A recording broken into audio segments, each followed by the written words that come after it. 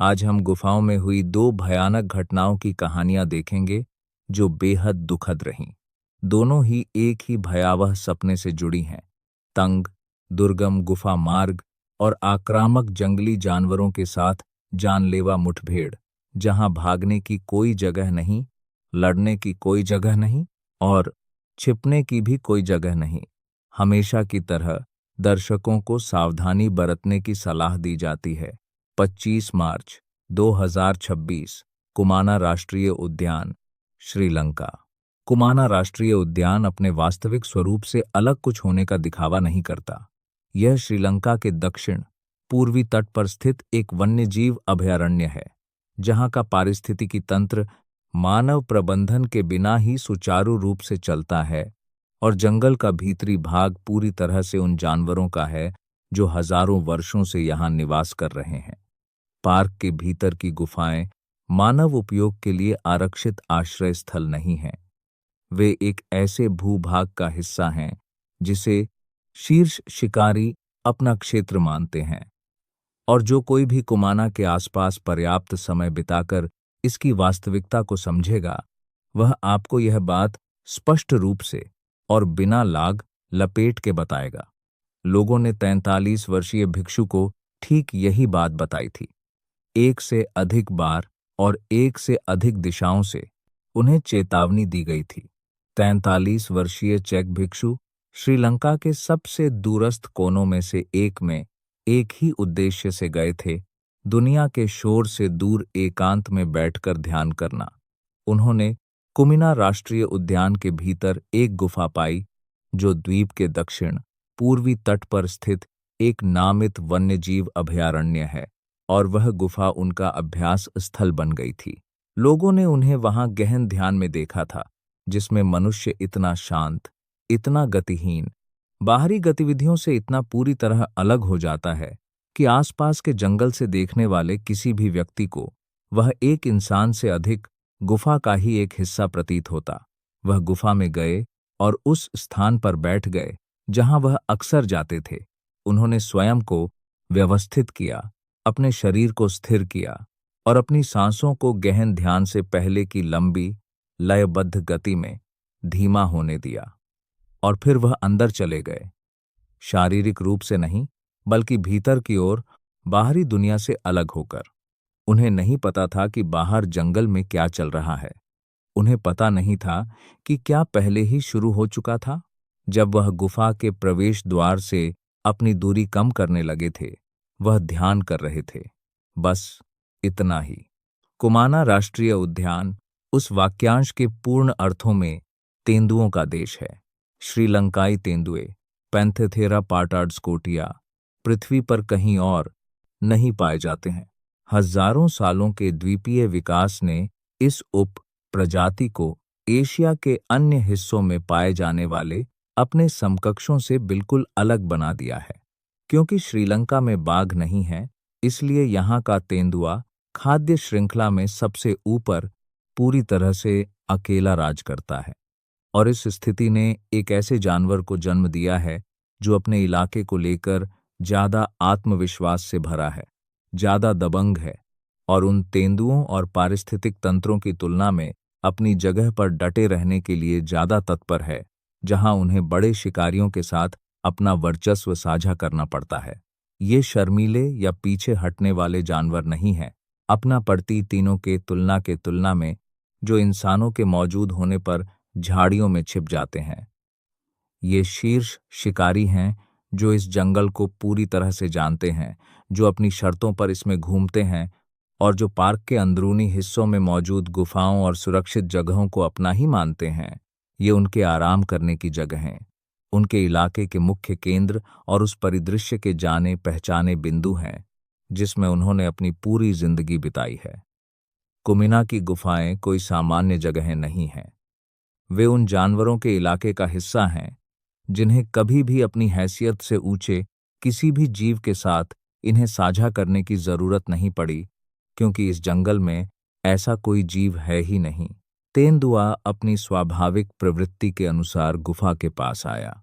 वह धीरे धीरे और सोच समझकर आगे बढ़ रहा था और अपने आस पास के माहौल को उस जानवर की पूरी संवेदी एकाग्रता के साथ भांप रहा था, जिसे कभी भी अपनी असलियत से हटकर कुछ और बनने की जरूरत नहीं पड़ी थी। जब वह गुफा के प्रवेश द्वार पर पहुंचा और अंदर झांका, तो उसे एक भिक्षु दिखाई दिया जो एकदम शांत, मौन और ध्यान की मुद्रा में लीन था। उसके शरीर की वह विशिष्ट निश्चलता किसी भी बड़े शिकारी के भीतर सदियों से मौजूद उस आदिम और सहज वृत्ति को जगा देती है। एक जीवित प्राणी जो न तो हिल डुल रहा है, न ही कोई प्रतिक्रिया दे रहा है और न ही कोई ऐसी सतर्क मुद्रा अपना रहा है जो उसकी जागरूकता या संभावित प्रतिरोध का संकेत दे। एक धुंधली और बंद जगह में एक गतिहीन आकृति अकेली, जहां न कोई आवाज थी, न कोई हलचल और न ही कोई ऐसा संकेत जिससे यह पता चले कि उसे प्रवेश द्वार पर खड़े उस जानवर की मौजूदगी का जरा भी एहसास हुआ हो, जो अब अंदर की ओर देख रहा था। तेंदुए ने उस पर अपनी नजरें गढ़ा दीं। इसके बाद जो कुछ हुआ वह महज कुछ ही सेकंड में घटित हो गया। उसने सीधे गर्दन पर हमला किया। तेंदुए ऐसा ही करते हैं।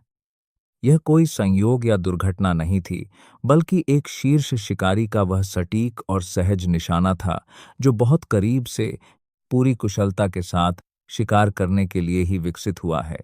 गर्दन ही वह जगह है जहां शिकार की जान जाती है, जहां जानवर के जबड़ों की जबरदस्त ताकत और उसके शरीर की गति का जोर उसके पूरे शरीर के भार के बराबर। भिक्षु गहरी ध्यान मुद्रा में थे, बाहरी संवेदनाओं से विमुख। जब तेंदुआ गुफा के प्रवेश द्वार से अंदर आया और उनके बीच की दूरी तय कर ली, तो उनके पास प्रतिक्रिया करने का समय नहीं था। जागरूकता का एक भी क्षण नहीं था जिसमें कोई अलग परिणाम संभव हो पाता। जानवर गति और सटीकता के साथ उन पर टूट पड़ा और उस गुफा में जो कुछ हुआ वह लंबा या अनिश्चित नहीं था। यह एक बंद स्थान में शीर्ष शिकारी का काम था। समय बीतने के बाद ही कोई उनकी तलाश में आया। जब उनकी अनुपस्थिति को लेकर चिंता बढ़ी, तो लोगों ने उनकी तलाश शुरू कर दी। उन्होंने किसी को नहीं बताया था कि वह कहाँ जा रहे हैं, इसलिए उनकी खोज शुरू में पूरी तरह से अनियमित थी। सभी को उनके ठिकाने का पता लगाने में कुछ समय लगा। उन्होंने उस गुफा में उनकी तलाश करने का फैसला किया, जिसके बारे में सभी ने उन्हें चेतावनी दी थी। जब लोग अंततः गुफा के पास पहुंचे, तो उन्होंने जो पाया वह अपनी भयावहता और कारण में तुरंत स्पष्ट हो गया। भिक्षु अपने ही रक्त के कुंड में बेसुध पड़े थे। दृश्य भयावह था। उनका शरीर गुफा के भीतर था, ऐसी चोटों के साथ जिन्हें समझने के लिए किसी फोरेंसिक स्पष्टता की आवश्यकता नहीं थी। वे स्पष्ट रूप से देख सकते थे कि क्या हुआ था। भिक्षु की गर्दन और छाती पर लगी चोटों ने गुफा के अंदर घटी घटनाओं की पूरी कहानी बयां कर दी। चोटें गहरी, गंभीर और व्यापक थीं। ये स्पष्ट रूप से एक बड़ी बिल्ली के हमले के आघात थे, जो इतनी नजदीक से हुआ था कि बचने का कोई रास्ता नहीं था और न ही हस्तक्षेप की कोई संभावना थी। हमले के बाद यह स्पष्ट था कि तेंदुआ गुफा से निकलकर जंगल में वापस चला गया था। उन्होंने तुरंत अधिकारियों से संपर्क किया। वन्यजीव अधिकारियों को घटनास्थल पर बुलाया गया और उन्होंने गुफा के आसपास के क्षेत्र की छानबीन की। उन्हें जो मिला उसने चोटों द्वारा पहले से स्थापित तथ्यों की पुष्टि कर दी। तेंदुए के पदचिह्न, घटनास्थल और आसपास के क्षेत्र में जमीन पर दबे स्पष्ट भौतिक साक्ष्य, एक बड़ी बिल्ली के निशान जो ठीक उसी जगह पर मौजूद थी जहां शव मिला था, गुफा के प्रवेश द्वार से अंदर बाहर आती जाती थी और उस समय और स्थान पर मौजूद थी जहां भिक्षु की मृत्यु हुई थी। घावों में बने पदचिह्न दो पूरी तरह से अलग दिशाओं से एक ही कहानी बयां करते हैं और साथ मिलकर वे इसे पूरी तरह और बिना किसी अस्पष्टता के बयां करते हैं। स्थानीय अधिकारियों ने चेक विदेश मंत्रालय से संपर्क किया। दूतावास ने सार्वजनिक रूप से मृत्यु की पुष्टि की और कहा कि वह भिक्षु के दोनों पक्षों के संपर्क में है। श्रीलंका में मामले को संभाल रहे परिवार और स्थानीय अधिकारियों के बीच दुनिया के दूसरी ओर चेक गणराज्य में एक परिवार को यह खबर मिली कि उनके 43 वर्षीय भिक्षु, जिन्होंने अपना जीवन ध्यान साधना को समर्पित कर दिया था, जो एशिया के सबसे खूबसूरत और वास्तव में जंगली स्थानों में से एक में मौन ध्यान करने के लिए गए थे। श्रीलंका के एक राष्ट्रीय उद्यान की गुफा में एक तेंदुए के हमले में मारे गए। कुमाना को जानने वाले लोगों ने उन्हें विशेष रूप से, स्पष्ट रूप से और एक से अधिक बार चेतावनी दी थी। उन्होंने उन सभी चेतावनियों को सुना था, फिर भी वे उस गुफा में लौट आए थे। उन्हें वह शांति मिली जिसकी उन्हें तलाश थी। और 25 मार्च 2026 की दोपहर को कुमाना की उस गुफा में उन्हें वह तेंदुआ भी मिला जो उनके आने से बहुत पहले उस जंगल में घूम रहा था और जो उस दोपहर की याद के मिट जाने के बाद भी बहुत समय तक उस जंगल में घूमता रहेगा, सिवाय उन अधिकारियों के रिकॉर्ड के जिन्होंने इसे दर्ज किया था और उस परिवार के शोक के जिसने उन्हें खो दिया। 30 जनवरी 2002, डियोए, नॉर्वे। डियोए नॉर्वे के मध्य में स्थित एक छोटा शांत कस्बा है, ठीक वैसे ही जैसे स्कैंडिनेविया में हर जगह छोटे शांत कस्बे पाए जाते हैं। शांत, व्यवस्थित, एक ऐसी जगह जहां ज्यादा हलचल नहीं होती और जहां रहने वाले लोग आमतौर पर इसे इसी तरह पसंद करते हैं। 30 जनवरी 2002 की सुबह एक 7 वर्षीय लड़का अपने घर से निकला और साइकिल पर सवार हो गया।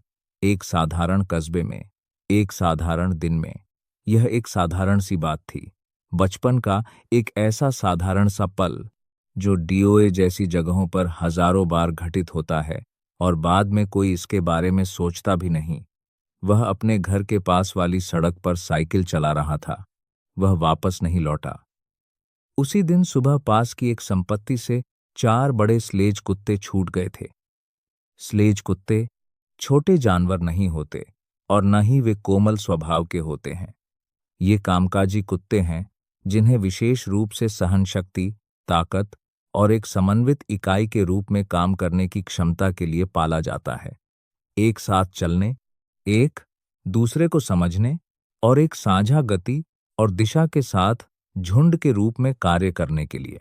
बिना किसी निगरानी के नॉर्वे की एक शांत सड़क पर चारों कुत्ते एक साथ थे। वे अलग अलग भटकते हुए 4 जानवर नहीं थे, वे एक झुंड थे और एक झुंड उस तरह से चलता, सोचता और प्रतिक्रिया करता है जिस तरह से वे चारों कुत्ते अकेले नहीं कर सकते। जब उन्होंने साइकिल पर लड़के को देखा, ग्रुप की सामूहिक गतिशीलता में कुछ ऐसा बदलाव आया जो तुरंत और पूरी तरह से बदल गया। ठीक वैसे ही जैसे शिकारी जानवरों में होता है। जब कोई शिकार सामने आता है और पीछा करने की प्रवृत्ति बाकी सब पर हावी हो जाती है। जैसे जैसे वे उसके करीब पहुंचे, वे फैल गए, बेतरतीब ढंग से नहीं, न ही किसी अव्यवस्थित हड़बड़ी में, बल्कि ठीक वैसे ही जैसे झुंड में रहने वाले जानवर शिकार के चारों ओर खुद को फैला लेते हैं, रास्ते रोकते हुए जिसका भी वे पीछा कर रहे हैं, उसके पास मौजूद विकल्पों को कम करते हुए, अपनी संख्या का इस्तेमाल करके किसी भी एक दिशा में भागने की संभावना को खत्म करते हुए। लड़के ने उन्हें देखा और तुरंत समझ गया कि कुछ तो गड़बड़ है। उसने साइकिल मोड़ी, आगे की ओर जोर लगाया और अपने तथा अलग अलग दिशाओं से उसकी ओर आ रहे 4 बड़े कुत्तों के बीच दूरी बनाने की कोशिश की। स्लेड कुत्ते दौड़ने के लिए ही बने होते हैं। उन्हें लंबी दूरी तक एक ही गति बनाए रखने के लिए पाला जाता है और कम दूरी में तो वे बेहद तेज होते हैं।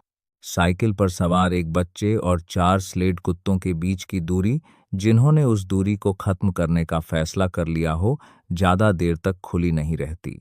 कुछ ही सेकंड में वे उस पर टूट पड़े। पहले ही हमले ने उसे साइकिल से नीचे गिरा दिया और जमीन पर पटक दिया, और जब वह जमीन पर गिरा तो बाकी कुत्ते पहले से ही वहां मौजूद थे। इसके बाद जो हुआ वह ऐसा नहीं था कि कोई एक जानवर हमला कर रहा हो और बाकी देख रहे हों। चारों ही हमले में शामिल थे, अंदर आते, काटते, पीछे हटते और फिर एक ही समय पर अलग अलग कोणों से दोबारा अंदर आते हुए। एक सुनियोजित, जबरदस्त दबाव जिसने किसी भी दिशा को सुरक्षित नहीं छोड़ा और न ही उसे दोबारा अपने पैरों पर खड़े होने का कोई मौका दिया। और फिर उन्होंने उसे घसीटना शुरू कर दिया। बेतरतीब ढंग से नहीं, न ही जानवरों की उस उन्मादी हरकत की तरह जो बस प्रतिक्रिया करते हैं, बल्कि एक झुंड की उस सोची समझी सामूहिक खींचतान की तरह जो किसी चीज को खुले मैदान से खींचकर किसी बंद जगह की ओर ले जा रहा हो। मैदान के किनारे जमीन में तिरछे बने रास्ते के पास एक गहरा गड्ढा था। यह एक प्राकृतिक या जमीन के कटाव से बना ऐसा गड्ढा था जो जमीन में एक कोण पर खुलता था, जिसका मुंह जमीन के स्तर पर चौड़ा और नीचा था और फिर अचानक नीचे गहराई में चला जाता था। कुत्तों ने लड़के को उस निचले मुंह से खींचकर गड्ढे के अंदर धकेल दिया, एक ऐसी जगह जहां दीवारें उसके चारों ओर सिमट आई थीं और गड्ढे की गहराई ने किसी भी बच्चे के लिए खड़े होना, ऊपर चढ़ना या किसी भी तरह की सार्थक हलचल करना पूरी तरह से नामुमकिन बना दिया था। 4 विशाल जानवरों ने उसे जकड़ रखा था।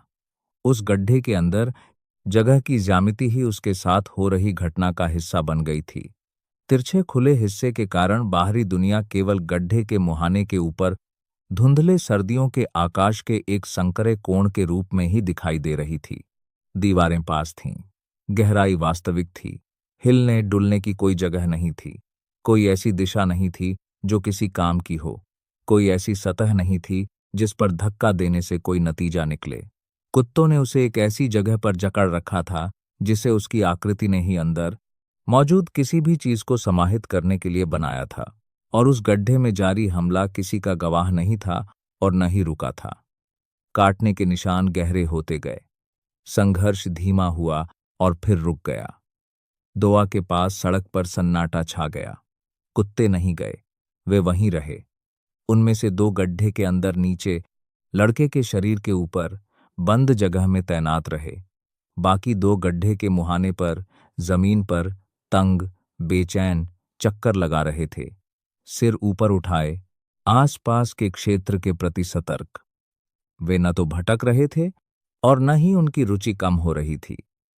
वे उस जगह की रक्षा कर रहे थे, उन जानवरों की तरह एकाग्र ध्यान से जो किसी न किसी स्तर पर समझते थे कि उन्होंने क्या किया है और वे किसकी रक्षा कर रहे हैं। पास में मौजूद एक व्यक्ति को कुछ भी देखने से पहले ही उनकी आवाज से उनका आभास हो गया। भौंकना, आक्रामक, लगातार, इस तरह की आवाज जो गलत लगती है, भले ही आप तुरंत यह न समझ पाएं कि क्यों। वह आवाज का पीछा करते हुए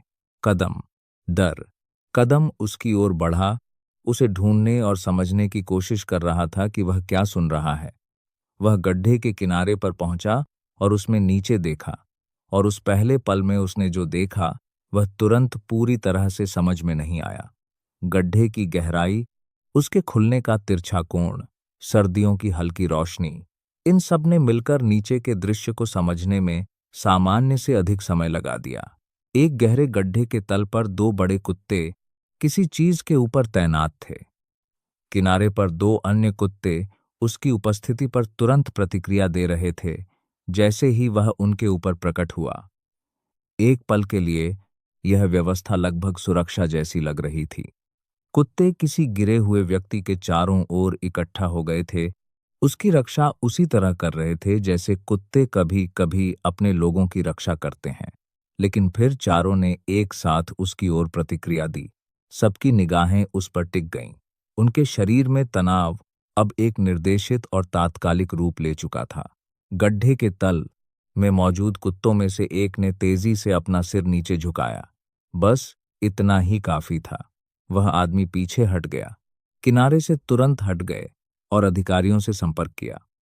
पुलिस मौके पर पहुंची और इलाके को सुरक्षित कर लिया। कुत्तों को काबू में किया गया और वहां से हटा दिया गया। लड़के को गड्ढे से बाहर निकाला गया। चोटें बहुत गंभीर थीं और उनकी वजह को लेकर कोई शक नहीं था। चारों कुत्ते इस घटना में शामिल थे और अधिकारियों ने पुष्टि की कि इस हमले में लड़के की मौत हो गई थी। उन जानवरों का पता पास की ही एक जगह से चला जहां से वे उसी दिन पहले भाग निकले थे। उन्हें पकड़ लिया गया और इस मामले को नॉर्वे में अपनी तरह के पहले जानलेवा पैक डॉग अटैक, कुत्तों के झुंड के हमले के तौर पर दर्ज किया गया। नॉर्वे एक ऐसा देश है जहां इस खास तरह की हिंसा के बारे में किसी ने कभी सोचा भी नहीं था कि किसी शांत शहर में जनवरी की एक आम सुबह ऐसी भी हो सकती है। वह 7 साल का था। वह एक ऐसी सुबह अपनी साइकिल पर घर से निकला था जो किसी भी दूसरी सुबह से बिल्कुल अलग नहीं थी। वह उसी सड़क पर था जिस पर वह पहले भी साइकिल चला चुका था और एक ऐसे शहर में था जहां आमतौर पर कुछ खास नहीं होता था। कुत्तों ने उसे कुछ ही मिनटों में ढूंढ लिया। वे उसे सड़क के किनारे बने एक गड्ढे में खींच ले गए। एक ऐसी जगह जो इतनी संकरी और गहरी थी कि उसके अंदर जो कुछ भी हुआ वह ऊपर की दुनिया से पूरी तरह छिपा रहा, और जब तक कोई उसे ढूंढ पाया तब तक सब कुछ खत्म हो चुका था। उसके परिवार ने उसे 30 जनवरी 2002 को डोआ में अपने घर के पास वाली सड़क पर एक आम पल और दूसरे आम पल के बीच के उस छोटे से अंतराल में हमेशा के लिए खो दिया। इस कहानी का यही वह हिस्सा है जो, चाहे आप कितनी भी बार इसके बारे में सोचें, कभी भी छोटा या कम दर्दनाक नहीं लगता।